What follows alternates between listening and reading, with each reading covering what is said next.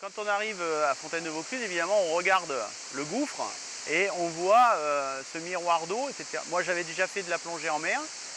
J'avais pas mal plongé en mer et effectivement, je me suis mis avec les collègues de la société Spéléo de Fontaine de Vaucluse à la plongée pour essayer d'aller voir un petit peu en dessous ce qu'il y avait.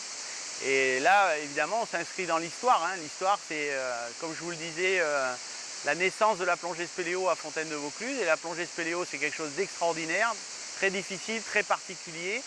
On est dans le noir, on est dans des profondeurs importantes, on est dans des réseaux où il ne faut pas se perdre.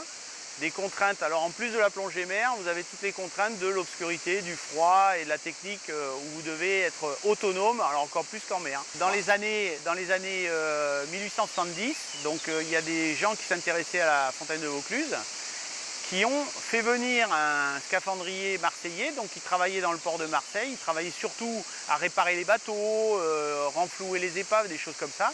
Et donc un scaphandrier, certainement d'origine italienne, Nello Ottonelli, qui est venu à Fontaine de Vaucluse, donc missionné pour aller voir ce qu'il y avait sous la surface de l'eau. Donc sous la surface de l'eau, il est descendu aux alentours de 25 mètres, ce qui était un exploit extraordinaire à l'époque, parce qu'il est déjà dans la partie complètement noire. Il est dans un milieu particulièrement hostile parce que c'est froid, c'est pas de la plongée verticale, il s'est aventuré dans une salle au-delà de la verticale. En mer, s'il y a un problème, vous pouvez le ramener, vous tirez sur la corde et vous le ramenez. Là, il était au-delà de la verticale, donc c'est très courageux de sa part. Ensuite, il se baladait avec une petite lanterne. À mon avis, il ne devait pas voir grand-chose. Et il se baladait avec une sonde au bout d'une corde pour essayer de voir où ça allait. Tout ça dans un pierrier qui horizontalement, ça va, mais là il était à 45 degrés, et donc en plus avec ses chaussures lestées de plomb, en général 15 kg à chaque pied pour tenir droit, parce que s'il ne tient pas droit, c'est fini, il est mort. Et bien il marchait dans des pierriers, il descendait un peu à l'aveuglette avec sa petite lanterne, dans une eau très froide, parce qu'elle est à 12 degrés constante dans la vasque, et il sondait au fur et à mesure qu'il avançait. Et là, il s'est arrêté à 23-24 mètres, il s'est arrêté à l'endroit d'ailleurs où il y a la barque d'Ottonelli. Et il a sondé, et là il s'est dit non, je ne vais pas plus loin. Et il a bien fait parce que nous qui l'avons un peu plus exploré, ce gouffre, eh bien, il est devant un tombant qui fait quasiment 15 mètres d'un seul tenant. Il serait tombé, il aurait disparu.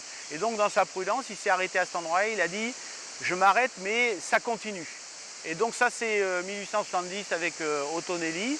Et il faudra attendre après-guerre avec Cousteau pour pouvoir justement, avec la plongée autonome, s'affranchir de l'ombilical, de la corde et du tuyau, emporter de l'air et pouvoir nager à l'intérieur. Et là, Cousteau, lui, il a porté très rapidement la connaissance jusqu'à moins 60, 70, 80 mètres.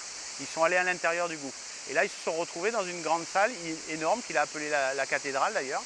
Et où ils ont vu tout de suite qu'il y avait, d'abord il y avait une suite, mais qu'en plus c'était quelque chose d'énorme.